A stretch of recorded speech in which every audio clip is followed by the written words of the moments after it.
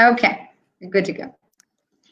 Okay, hello everyone. I'm very excited today because of my guest, and I'm going to welcome you all over for this session that we're going to have with Dani, Amirah, Mundy. For the people who don't know her personally, then I'm going to introduce Dani a bit to all of you. Well, Dani has worked in the ELT industry since 1998.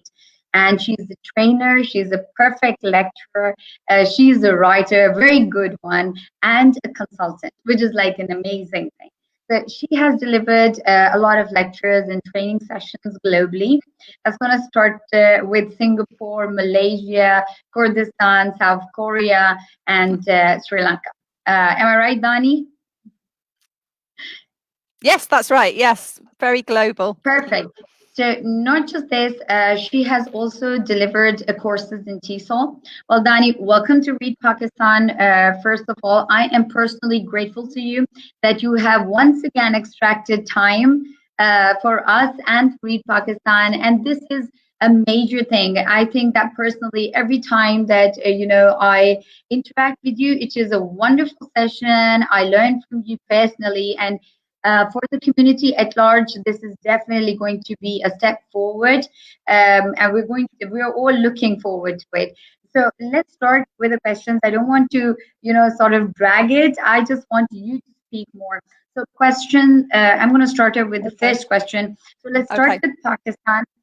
Let's hear from you, Dani, the difference that you have felt in the response when it comes to Pakistan and other countries of the world as far as your genre is concerned.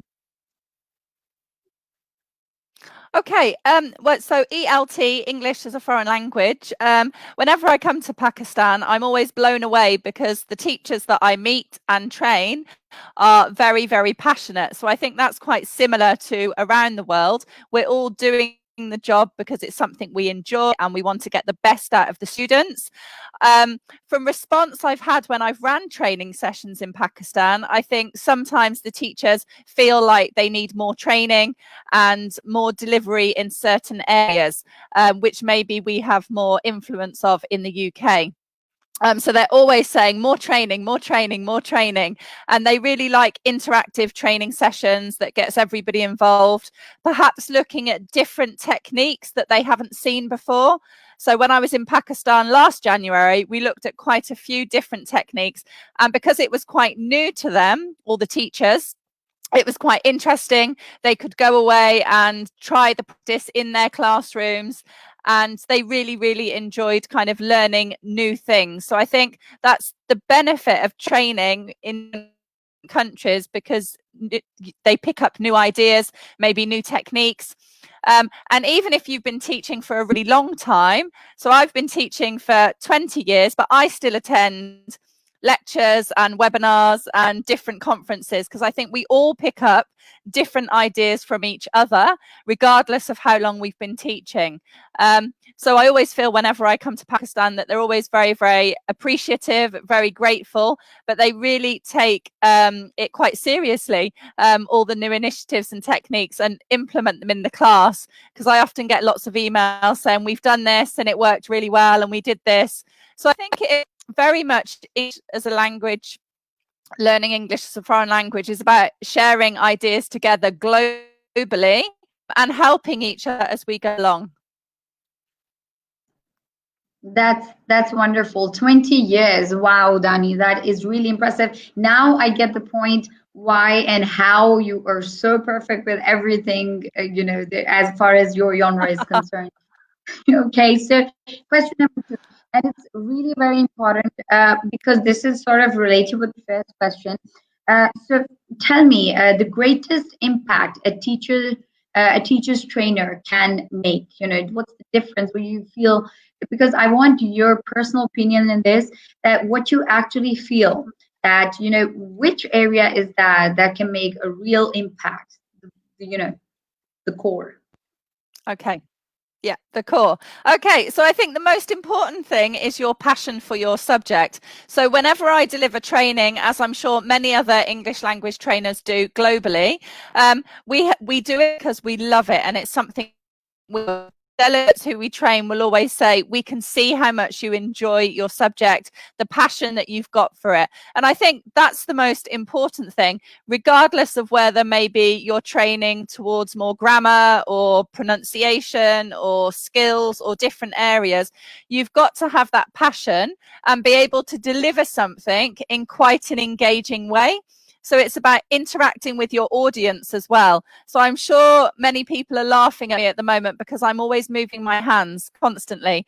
And again, that's because of training, the whole idea about body language and gestures and how that imparts on your audience, whether they're teacher trainers or students, is really, really important, because again, not everything is through spoken production. We can give so much just through body language and gestures. So please excuse me moving my hands on the screen because it looks quite funny on a small computer screen, but again, as a language kind of trainer, this is what we do all of the time. And again, I think that shows the passion. So for me, passion is the most important thing for your subject. So for me, I always say to myself, the minute I stop loving my subject, I will stop doing it and look at doing something else. And how you interact. So it's got to be engaging, interesting. So even if you're teaching or training something that's quite dull, there's always a way to make it interesting and motivating. So when you have your audience in front of you, they're interested, they're engaged. And that's really important, because I would never want anyone to be falling asleep on any of my training programs. No, I'm pretty sure about that. No, interactive is one, one part which is like extremely important. Okay, this is wonderful, Dani, because you are actually right. One thing that while you were speaking, one thing that just popped in my head, and I really want you to sort of focus on that. You talked about grammar and you talked about, other things. We'll discuss those later on, but about this specifically, the grammar part. So what naturally, I think most of the people are going to agree is that over here, when it comes to English language, the grammar is not that focused. Well, most of the time what happens is that where you must have experienced it, that if you ask, or maybe if you haven't, please next in your session next time, please ask how many people have really attended grammar classes. So okay, so keeping that thing in mind and keeping that part, that there is a sort of a lag right there. So what do you actually think? How important is grammar? Okay, it's quite a controversial question, and you will get very different answers depending on who you will speak to. My main objective is always, when I'm teaching with my students, is I'm geared by them. So if my students have to pass an exam, then grammar is quite important, because they need to really focus on accuracy. If I'm teaching English for academic purposes at the university, then grammar is important, because they need to write their dissertations, they need to write their essays, and accuracy is really important. But sometimes, just for general English, there's much a focus on communicative speak and a communicative approach, where perhaps we focus more on fluency rather than accuracy. And I think grammar has a place and it is important, but sometimes we also have to think that maybe if our students make basic errors in spoken English because they've used the wrong tense or they haven't put in a preposition, they can still be understood. So I think we need to decide that if mistakes don't impede the meaning and they can still communicate their ideas, then actually if they make mistakes and their grammar isn't 100%, it doesn't matter so much. But it really depends on how the learners are studying and what their end objective is. So again, if they're doing academic English, it's really important. If they need to pass any English exams, then obviously, again, it's quite important. So definitely depends on their learning objectives, why they're learning English. Okay, that's actually very nice, because most of the times that when you speak with people, they're very rigid about grammar, and well, of course, it is a very important tool to deal with the language. But then again, it is just a tool. So I completely agree with you, Dani. So now I'm going to change the focus a little. I'm going to twist it around a bit. So why selecting this field as a professor? I'm going to focus it back on you. And why selecting this field as a professor? Give us 2 or 3 good reasons, except for the one that you gave in the beginning, that was passion. So let's have from you 2 or 3 other reasons. Okay, so why I chose this as a profession? Yes? Yes. Okay, so I think for me personally, my grandfather was Greek Cypriot, and he had very, very broken English when I was growing up. And it's something that fascinated me because sometimes his pronunciation was a bit strange, or he used words and phrases that I couldn't quite understand. So it really influenced me to follow this path. And my other grandfather, he was English, but we were very lucky that he had a house in Spain. So we used to spend a lot of our summers in Spain. So I started to pick up Spanish and got really, really interested in language and how it sounds and being able to communicate. So even when I was quite young, going to restaurants and ordering food and so forth. And I think that's definitely, they're the 2 reasons. So both my grandfathers are probably the reason why I chose English language teaching. And I think for anybody else, it's when I look back on my career, I've traveled the world, and that's because of my job. So I've been really, really lucky. I've met some amazing people along the way, and I've learned lots of different techniques. So when I'm traveling to different places, people do things differently. You learn about new cultures, you taste some amazing food. And I'm sure if I hadn't been in English language teaching, I never would have come to Pakistan. So obviously I've got to come to places that maybe I wouldn't have visited previously. And Pakistan's such a wonderful place for shopping, for food.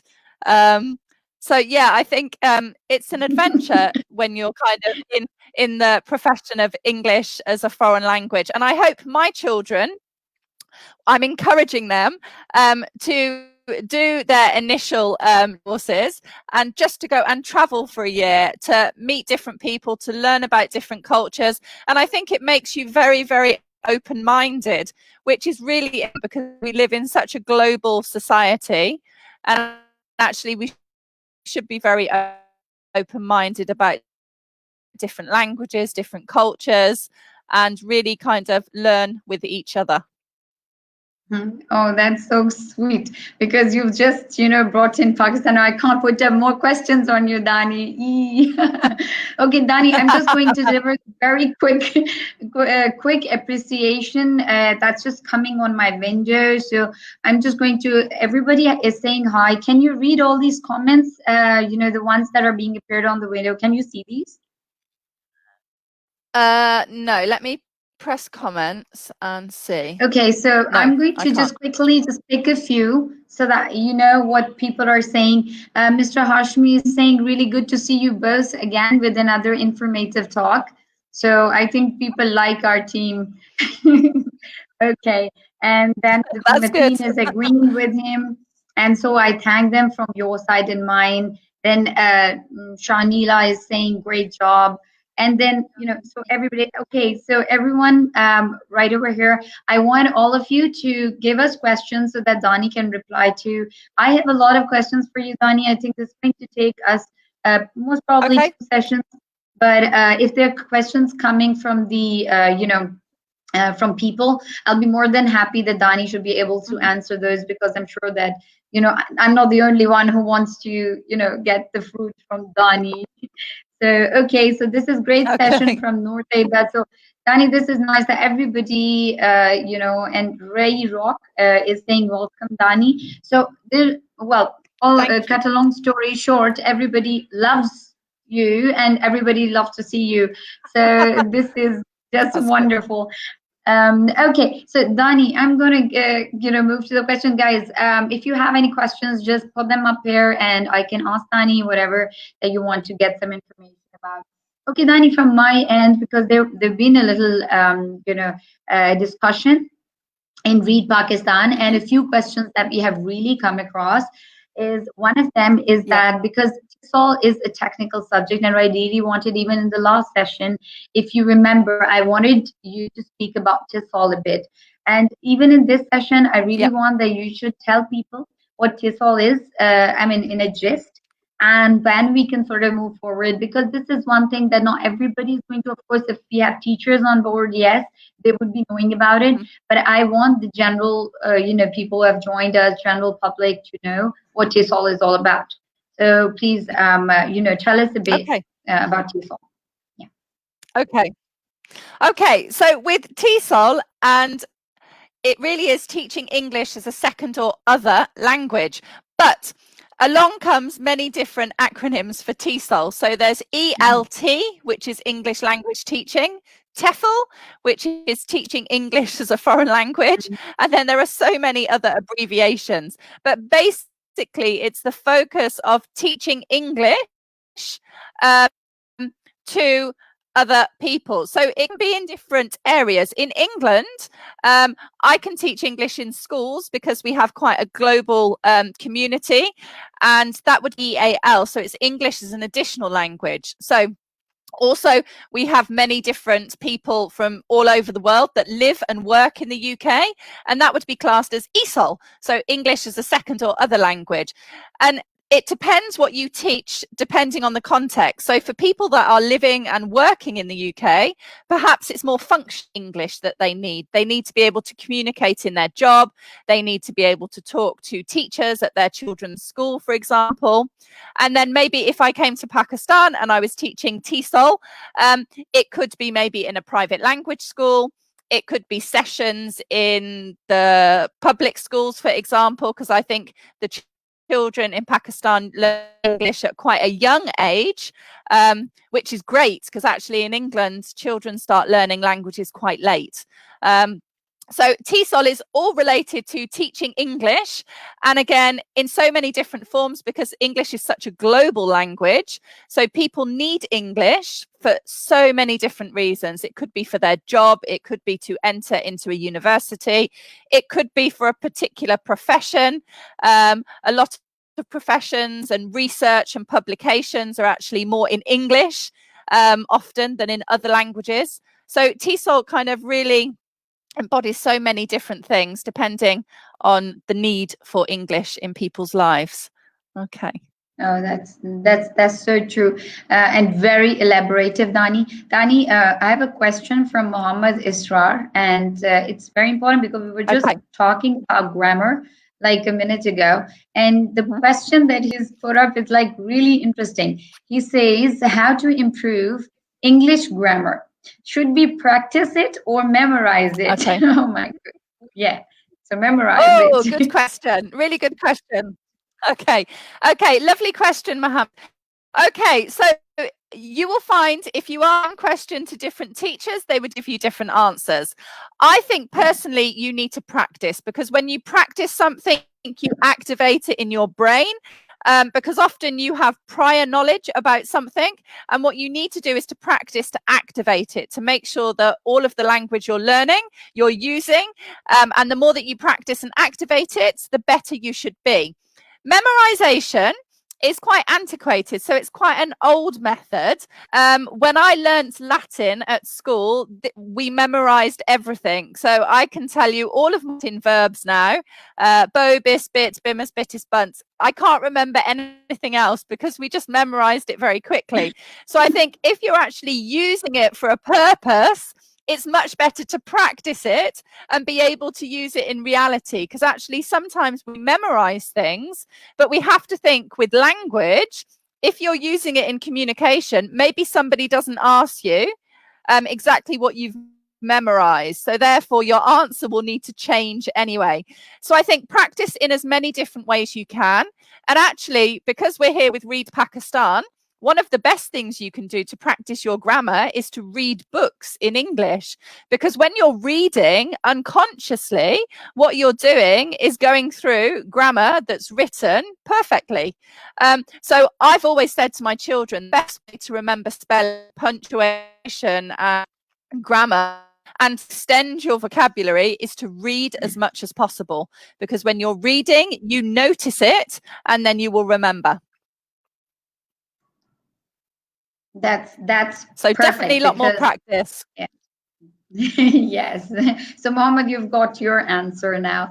Okay, Dani, what difference can be made in Pakistan through teachers training, keeping in mind the global response?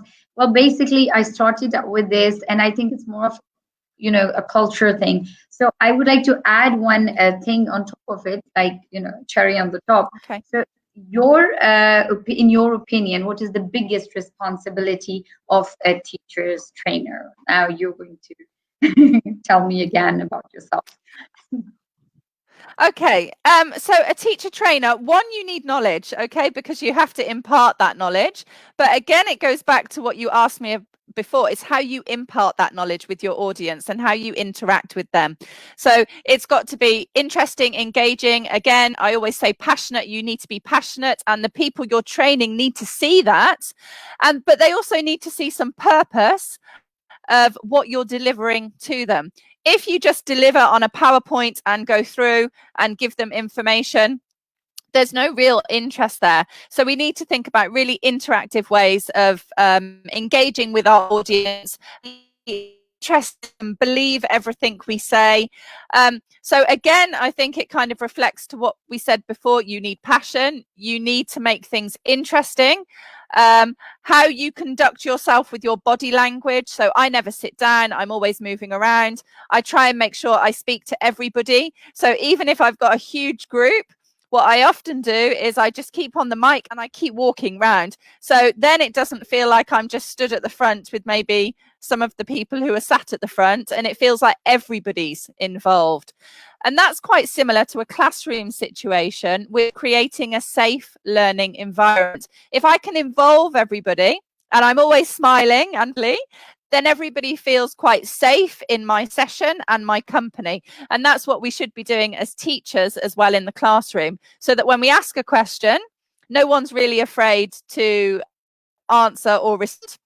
And that's exactly how it should be in our classrooms as well. So I think the smile is also very, very important. Oh, yes, very important, Dani. And you're always smiling. I know that for a fact. Okay, Dani, so not at home. Teacher, well, as a teacher, Dani, you are perfect. Obviously, you're a trainer, you're a writer, but you're a mother as well. So let's have it from that perspective, because I'm sure that many of us, even over here, who are having the session live, they must be parents and they must be concerned. And I think, well, a part of us is yes in the classroom or with people outside, but I want you to just put a bit of focus on the area where their parenting is involved. Say, for instance, if a parent needs to be more elaborative, more interactive towards the child, then in that case, because you being a parent as well, you will be able to understand the difference between a parent and a teacher and the pros and cons of both. So can you just put a light on that too, please? Okay, no problem. So for those of you that don't know me, I've got 3 children. So my oldest son is 16 and started college this week. So I'm feeling very old. My middle son is 11 and he's just started secondary school or high school this week. And then my daughter Alia, she's 4. So today, actually, she started primary school for the first time. So it's really interesting looking at the different ages and maybe the different ways that I've interacted with my children. So I think, obviously, we've been in lockdown in the UK, as I'm sure you have been in Pakistan. So we've had 6 months as a family at home. So I've tried to incorporate many different ideas with the children. So even if they've had homework set from school, we've looked at different ways to make it more interesting. They've kept journals. So we've gone out, even in the garden, we planted some seeds at the beginning of lockdown to grow strawberries and lettuce and other things, and the kids kind of made a diary of it. They checked the plants every day to see if they're watered. Even though this isn't homework from a book, it's still something that's very educational. So I think with our own children, we need to look at what they enjoy and and think about how we can integrate that into educating them at home. So we do quite a lot of exercise as a family as well. So we go to the gym, and I think that's really important because it's talking about being healthy. There's a huge obesity crisis in the UK with people eating junk food and being really unhealthy. So even though, again, going to the gym, it's not a real focus on education, it's teaching the children that they need to look after their body and they need to think about doing exercise and not just sitting at home on their PCs playing food that's not very good for them. Reading, I'm always encouraging the children to read as much as possible. I often sometimes give money incentives for reading if they're not feeling very keen at work. So they've been reading lots of different books and cooking as well. So again, maybe it doesn't seem typically educational, but actually it's great because with the two younger children, they're measuring ingredients. So they're looking at things numerically. They're looking at timings for the oven and different things. So I think I've had to be quite inventive during coronavirus in how we can educate, to keep them interested, because they were staying at home with just myself and my husband and no school and no friends and not meeting any family. So again, we've done lots of creative things and maybe turned it into something more educational. So they've had to do some writing on it. With the youngest one, maybe more about just painting, reading books. And something else we've been doing with the younger two is maybe watching something on YouTube, but having no sound and getting them to kind of recreate their dialogue for something. So maybe find a cartoon that the children really like, play a short clip to them, turn off all the sounds so it's silent and say, okay, come up with the dialogue now. And I got them to role play together. Then they did a little bit of writing. So I think we've been really inventive during coronavirus, and maybe I've done a lot more normally do, because the older children, they go to school, they have their homework. I always want to see what their homework is and ask them if they need any help. So I'm interactive in that way. But I think with coronavirus, we've had to pay so much more attention, because I'm not sure about in Pakistan, but in England, some schools send work home. Some schools haven't sent so much work home. There's a real pressure on the parents to become teachers. And actually, if you've never taught before, that's really difficult and quite a headache as well. So again, I think we just tried to keep it quite relaxed, because I think if I suddenly said, right, I'm the teacher, you've got to do this like you do at school, my children would be, we're not listening. So we've kind to make it a bit more relaxed, interactive, do short sessions rather than really long sessions where they get bored and they're quite demotivated. And always think about personalization. So whether this is yourself as a teacher or yourself as a parent, think about what your children really, really enjoy and try and integrate that into some activity. And then they've got that pleasure and motivation before you start doing anything. So I think personalization is really, really important. That's so true. And you've actually answered Mateen's question. Over here, she asked, due to COVID-19, schools are closed and children don't pay attention in studies. Well, Mateen, you've got your answer, because Dani just told us that how you can engage them in studies. Number one, Dani was saying that this is personalization. You create the interest, that you kind of instigate their interest level, and then you can move forward. Secondly, you can always play with them, like through small games, like Dani did with her children, that she was playing a cartoon without the sound, and the clips were being organized, they were mimicked, or they were recreated by their mind. So there are a couple of things that you can do. So Mateen, you've got your answer from Dani. I mean, I never had to say it, but Dani said it all in herself. Okay, so another Ubaid is saying it's better to watch a YouTube video about a certain topic or to find a book about and read. Oh, it's more or less a question to read Pakistan, but Dani, you need to reply to this. Okay, Ubaid, great question. Sometimes you have to think about the learning styles of the children, and maybe if you don't have a teaching background, that's something you don't really think about. So often we categorize learners into something called VARK. So V for visual, A for oral, R for read write, and then K for kinesthetic. And different people respond very differently to different things. So I think your question, I can't definitely say reading is better than a YouTube video, because actually a child might need both of them to really consolidate and understand the topic. Some children may be quite reluctant to read. This can happen. My oldest son was quite a reluctant reader. So perhaps with him, I would play the YouTube video first and then do the reading, because the video first might capture his attention and then create some interest. So when we come to the reading, he's less reluctant to read. Whereas with other students, they need to do the reading first because maybe their reading is better than listening. So we have to think about the learning styles. And it depends what we're teaching as well. Is there a particular learning objective? Sometimes we watch a video after to consolidate what we've read. But again, if they're reluctant to read, then play the video first and then do the reading. So there's no kind of right or wrong answer. I think always look at the child or the student and think about their learning styles and how they enjoy learning, and kind of use that and factor that in when you're planning any kind of activity for them. That's actually, you're so right about this, Dani, because then I remember in a session that in a seminar, actually, I was asked if there are any books, good books or bad books. Of course, there are good books and bad books, but then again, we need to know and we have to extract the best out of those. And then there comes a time when you actually know what you want to go through. So, well, that, Obed, your question has been quite nicely answered.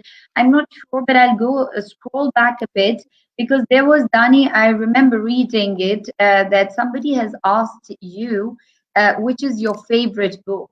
And let me just go back to the person who asked this question. But till that time, please tell them which is your favorite book.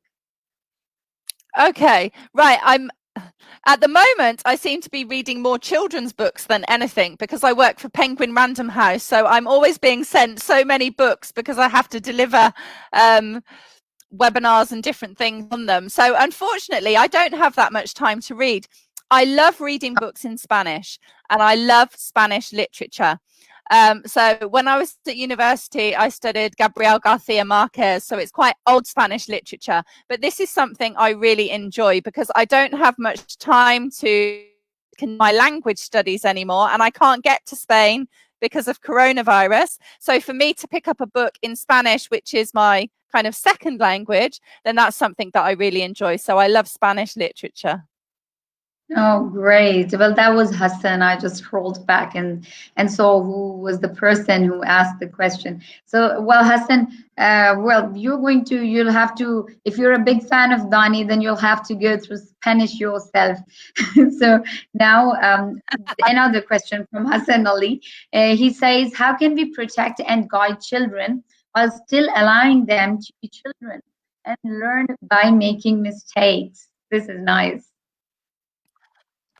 Very good question. Yes, I don't think I have all the answers, even though I have 3 children, because I still make lots of mistakes as a parent. And actually, my 3 children are so different in personality, that I've probably parented them in different ways. So I think sometimes it's about allowing them a little bit of independence. So, for example, my middle son started high school this week, and it's about a 20-minute walk from my house. And I don't drive. I've never driven. I've never learned to drive. I don't know why. And I think I'm over 40. I'm probably a bit too old to learn. So he has to walk to school. And this is something I've really been battling with, because I think, is it safe? Do I need to walk with him? Shall I take him halfway? Whereas actually we've kind of compromised. So I think, Hasan, the biggest answer really is to compromise with children. And I think if we kind of always tell them it should be this way, it should be this way, sometimes they kind of go in the opposite direction. Whereas if you can sit and discuss with them and say, okay, well, this is what I think, what do you think? And then maybe you meet in the middle. There's kind of mutual respect from the parent to the child and from the child to the parent. And that seems to be how I've kind of approached it with my children, rather than always just saying no. We discuss and we talk about it together, and we kind of reach compromise together. So then they know that if they do something wrong, actually that's a mistake that they've made, but we can figure it out together and then move forward. I think it's really difficult nowadays because it's a different world. If I look back to when I was at school, it's very, very different now. I think the biggest protecting and guidance we need is actually with anything digital, because I'm not sure in Pakistan, but a lot of the children here in the UK have had tablets and phones and computers that they've been doing a lot of work on. So I think the biggest thing here is them allowing them to go and play their games and to do work in a digital fashion, but just really making sure they're safe. So I think digitally, that's something we really need to protect and guide the children.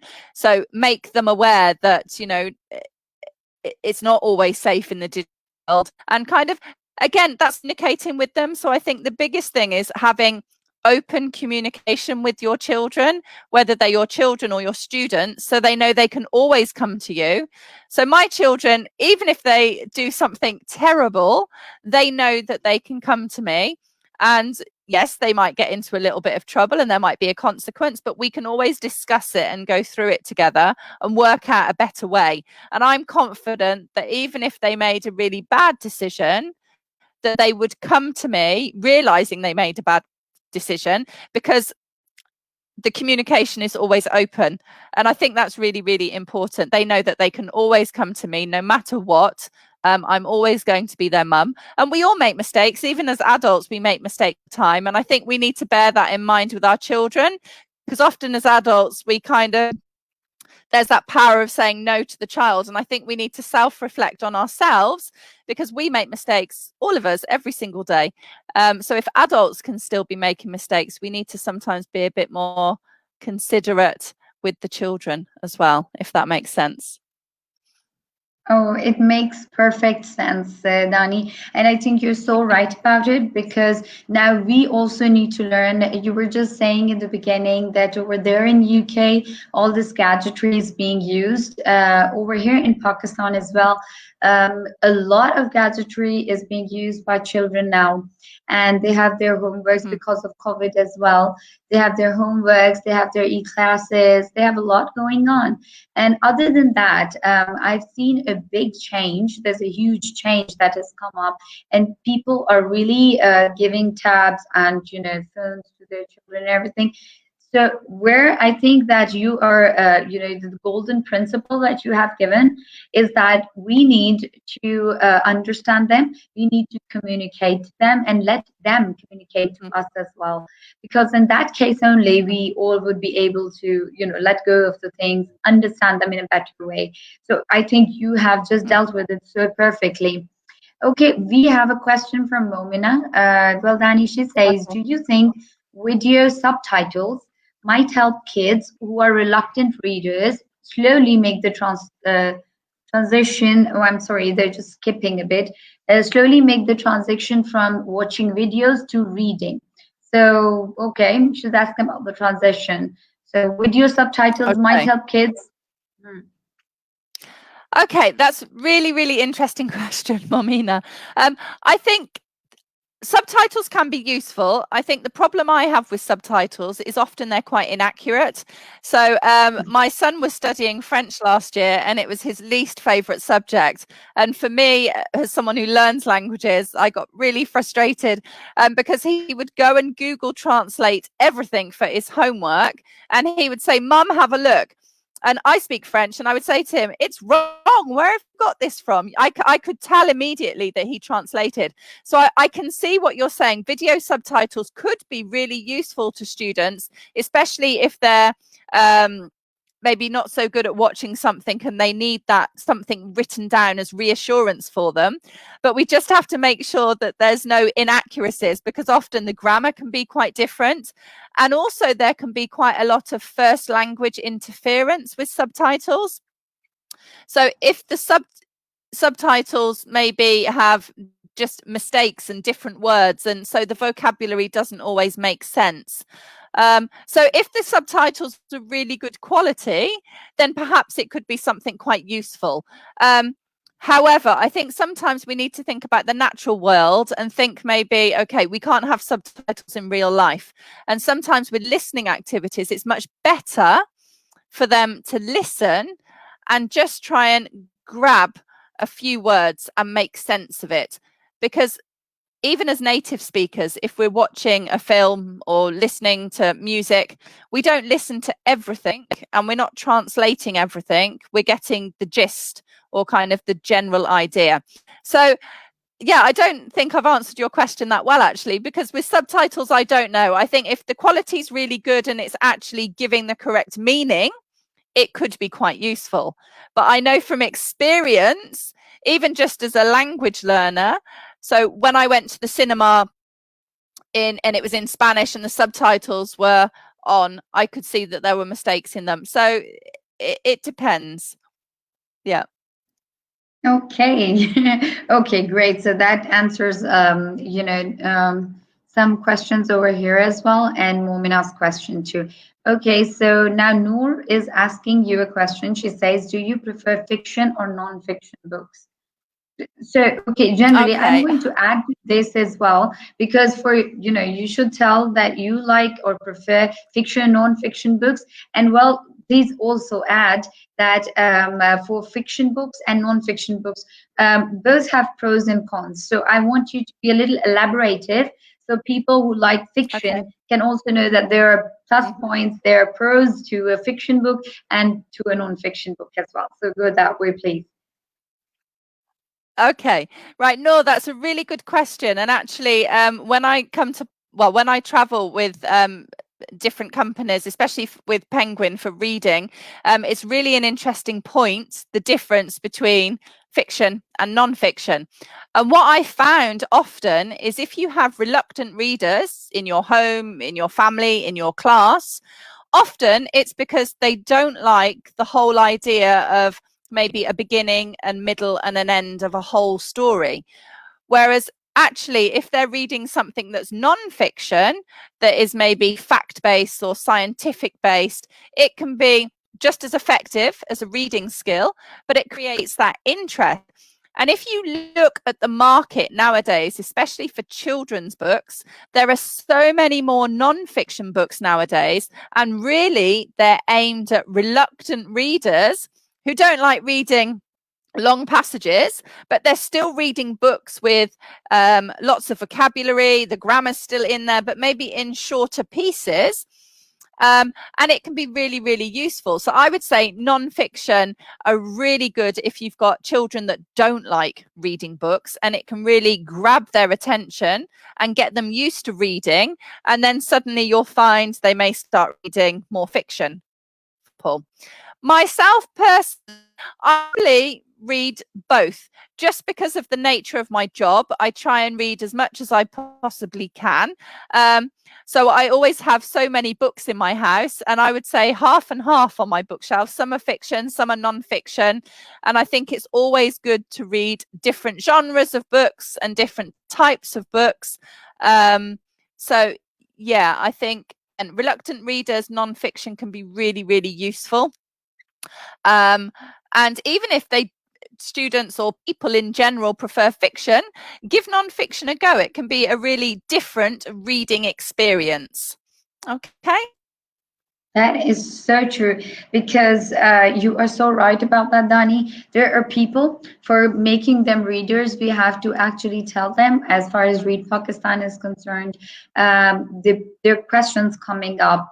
And usually what happens is that people ask, how can we be good readers? And we have to tell them that you can start with a 15-minute session and start reading. And then that session would automatically, generate on its own. You will start to love books at the end of the day, how to inculcate the habit of reading and everything. So yes, you are really right about that.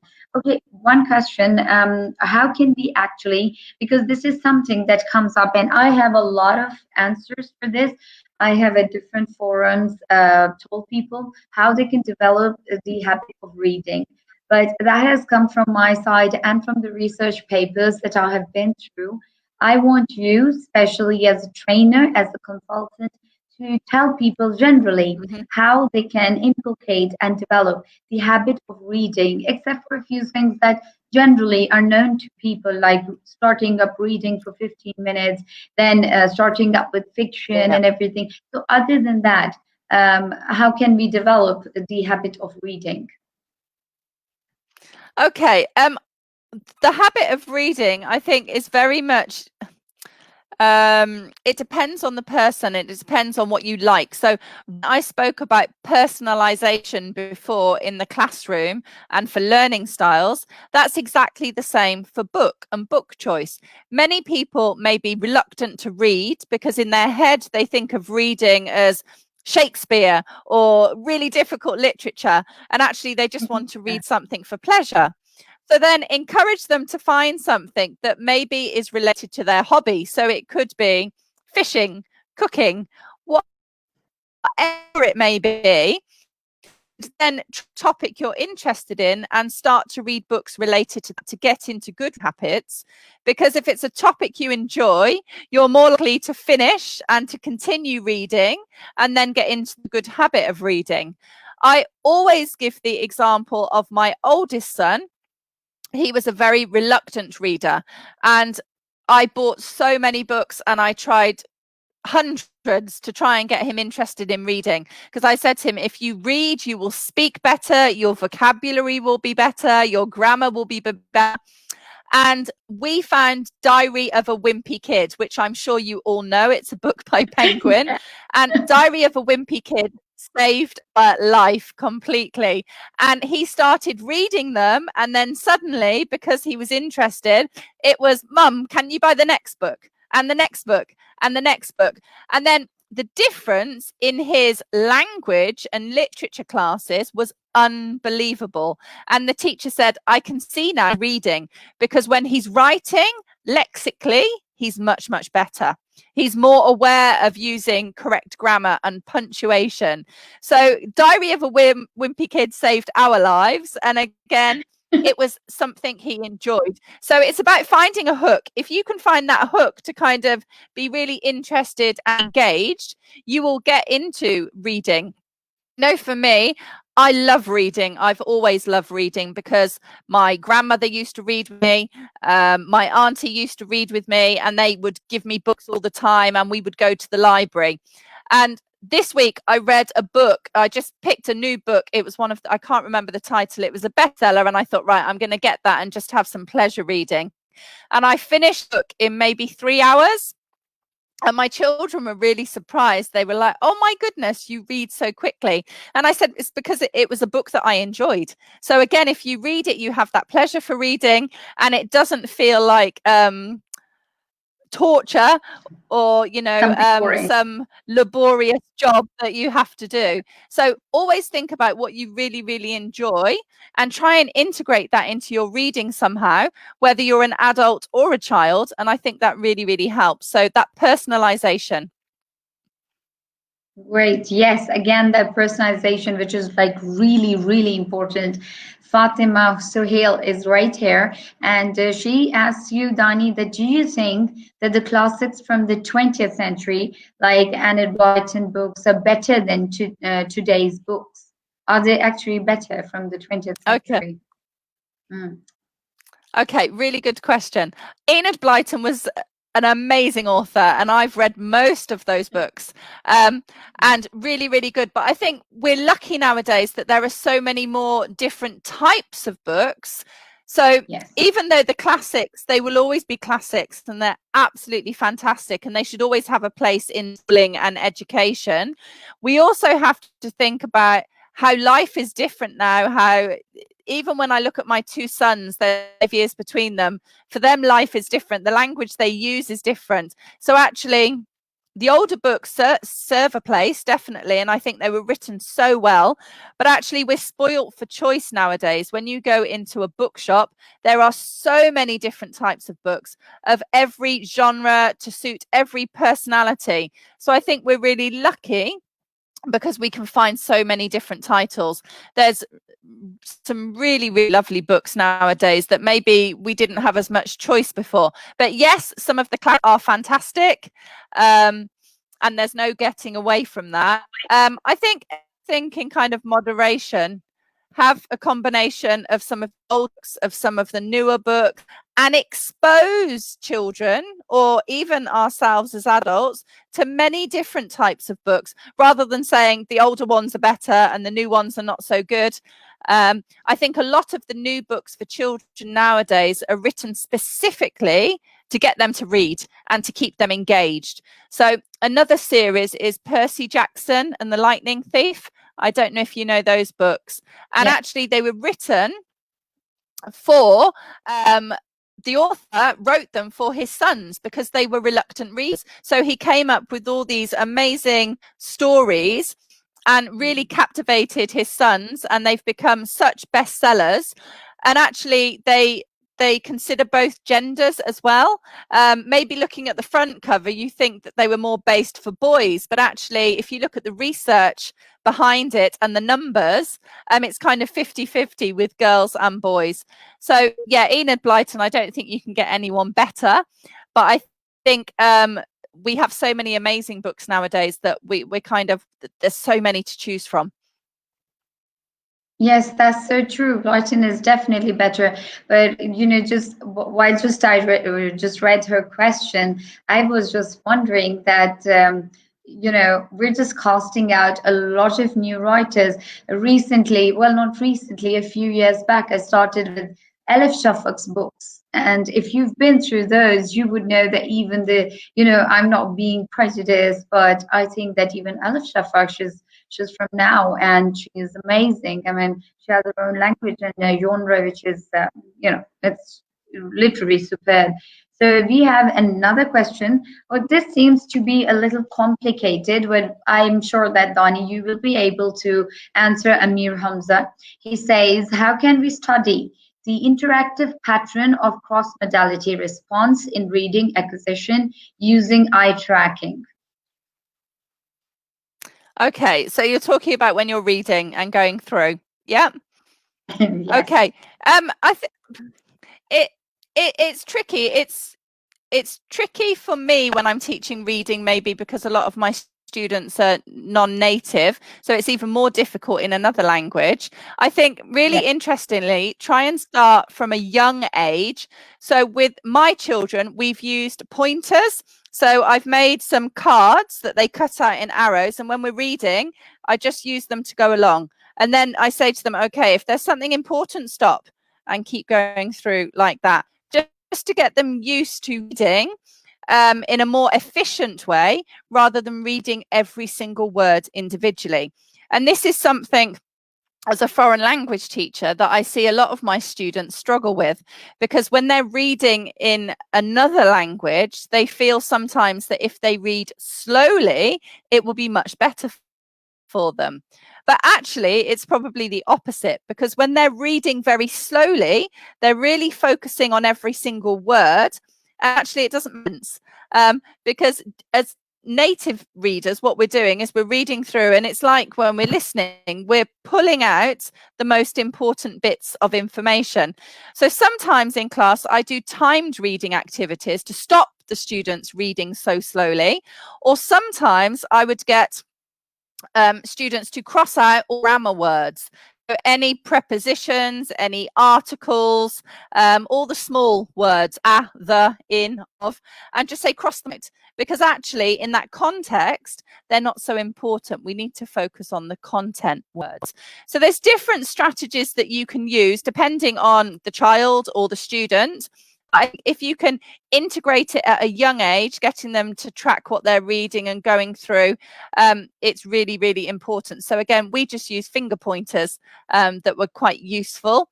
With my older students and even some of my uni students, just things like highlighters, as long as they can highlight in the books that they're reading, and get them to think about, okay, when you're reading, highlight something that's important, and don't read every single little word, because again, it's like you're pulling information out for the gist, or for something more specific, or for more detail.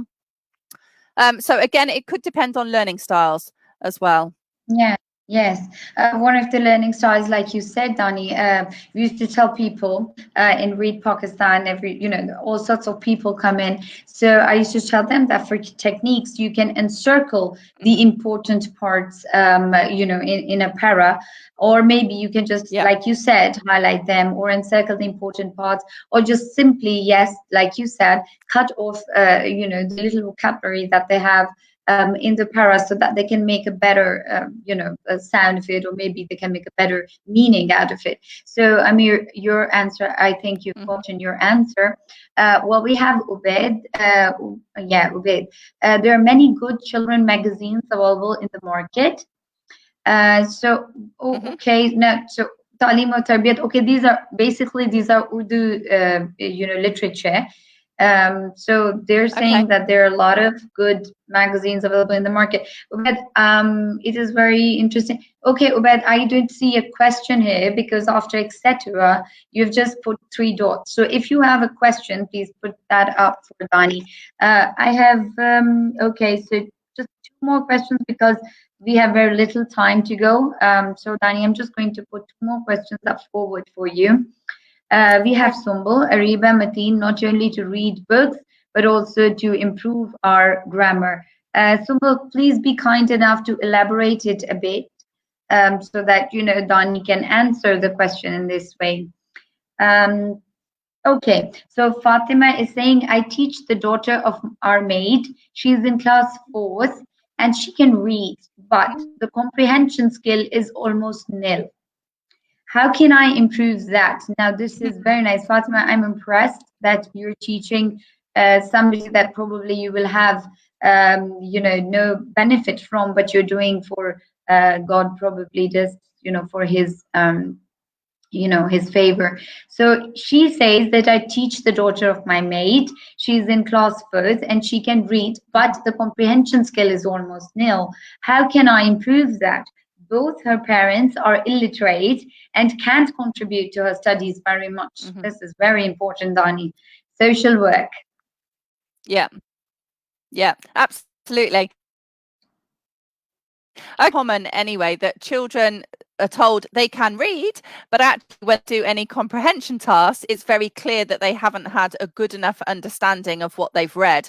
So Fatima, what I would probably do with this girl is sit and read with her more, and do it so like one-to-one if you are with her on a one-to-one basis, and do storytelling to keep asking questions as you're going as much as possible. So sometimes with children, when they're reading in isolation, it's very easy for them to say, yes, I've read it, I've understood it. But then when the teacher asks them questions or they have homework due, it's very clear that the comprehension is just not there.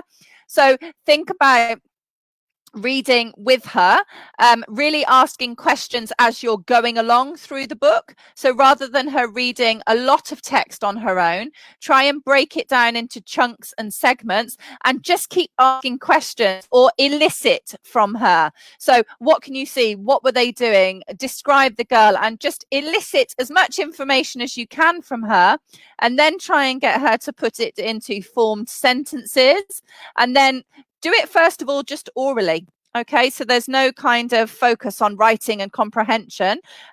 Elicit as much as you can, read with her, break it into smaller pieces, and then maybe put it on paper after that with the main question and how you're going to answer. Because if you've spoken about it orally first, she will probably find the comprehension then much easier. So I think in this case, break it down, smaller sections, get her used to looking at things in more detail, describing, explaining, and again, just in spoken production, and then focus on maybe written comprehension, question and answers afterwards. But very common with a lot of children. Oh, yes, that is such a superb. I'm going to remember that myself, Fatima. You just got your answer. So I missed Ariba's question, and this is going to be the last question. Ariba is asking, hello. Okay. I want to ask, as we are students, so much busy with our textbooks. This is when I was a student. I actually faced this as well, Ariba, but I'll tell you how I conquered it. But I want Dani to reply to this. Dani, she asks, I, as a student, I'm so busy with my textbooks and our routine then, how can we schedule our routine to make it our habit to read books? Okay, yeah, I think this is common for everybody. I found as a mum, I probably read more children's books than I do books for my own pleasure. And when I'm teaching and trying to plan and prepare courses, I'm reading so many books for that. Again, my reading for pleasure goes out the window. So I suppose it depends on your lifestyle and what you have going on in your family life. For me, normally when I put my daughter to bed, that's when I think, okay, now I can breathe, I have a bit of time, what can I do? And then I am more likely to pick up a book. Because if I try and pick up a book now, for example, my 3 children are all running around upstairs because I've told them not to come down here. And be noisy. So there would be no point even in 10 minutes picking up a book, because then maybe it would be tea time and somebody knocks on the door and I need to bath my daughter. So I try and have this time. Normally it's about 8 o'clock every night. So that's 8 o'clock English time. And I know she's gone to sleep. The older children might be reading a book or watching something on the television. And it's kind of our downtime home. So I know then I can pick up a book and I won't be interrupted and I can enjoy the pleasure of reading. But again, it does depend on your family situation, your home life. I would think about just trying to integrate some time into your day when you can think, okay, I'm going to do nothing else now, but just for pleasure, and kind of make that time, even if it's just 20 minutes. Because otherwise it's very easy to get out of the habit. Yeah, so this is something I've done a lot during lockdown, and also because I think it's good for our mental health. I've been at home with my husband and 3 children. My house has been really noisy because we're all here together. There's never any rest. So for me, I think, okay, at 8 o'clock, I'm going to start reading. It's before bedtime. It's a relaxing time, and it works quite well like that for me. Yeah, so basically you need to extract time out on your own. If you think it's a habit worth going for, then you need to make forward a few steps that are going to pave your ways. So one last question, I'm sorry, because there are a lot of things coming up. Amir Hamza says, can you recommend an instrument for measuring attitudes about reading in children? And the age that he said is 8 till 10. Okay, so is this reading in their own language or reading in English? Okay, so basically he hasn't mentioned a language, but I think it should be related with English because, yeah. Okay. Okay. Well, I think if it's related to reading in English, nowadays we're very lucky because there are so many graded readers. So normally when I come to Pakistan, I come with Penguin, and we use 2 types of graded readers. So Ladybird readers, and they're written for EAL learners as well. So it's according to their level and their grammar, and there's lots of different genres and stories. And then they do secondary books, which are Penguin readers, and it's sort of literature. So some of them are maybe Charlie and the Chocolate Factory. Some of them are related to more things like Oliver Twist, for example, so classical literature, but it's all graded according to the level. I think graded readers for non-native speakers really important, because if we give them something that's too lexically demanding or challenging, it will just put them off reading completely. Whereas if the book is suited for their more enjoyable experience for them. And again, the whole idea of personalization. Do they prefer fiction or non-fiction? Because that will help them with the reading as well, if they're interested in the content that they're going to be reading. So try and find. Yes, perfect, Dani. This is amazing. I've taken 5 extra minutes, but I'm sure that everybody has enjoyed. Everybody has written such nice comments here. Mateen has said, thanks to Read Pakistan. Thank you, Mateen. JK Hashmi appreciated me. Then I think Leader appreciated you as well, Mateen. Thank you. Binti Asif has appreciated both of us and said that it's really informative and an interesting session. And then we have Ariba, and she says, I've really enjoyed the session. There are a lot of good comments, and Dani, I'm sure that we want to do this again. People who have just joined us, Bill, I would really like to tell you once again that Dani Amirah Mundy was with us today once again, and she was, as usual, an amazing, spectacular speaker. And I would also like to add, once again, I would like to tell everybody that she is an ELT expert since 1998. She's been in that industry, and she's a trainer, as well as she's a lecturer and a writer and a consultant. So I'm sure that next time that we're going to be together, all of you people are going to join us. We have a lot coming in. Noor has said, thanks a lot for the amazing session. And Hasan is saying the same.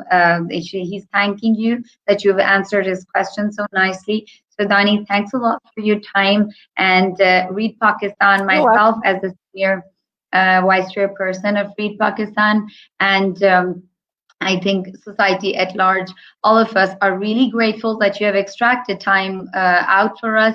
This is a complete social work. I know that it's related with your studies, but so many answers get to normal people who don't know, that it's always a pleasure having you. And you are, mashallah, blessed with a lot of knowledge. I'm sure that you will always impart it and give it off to people so that they can benefit from it as well.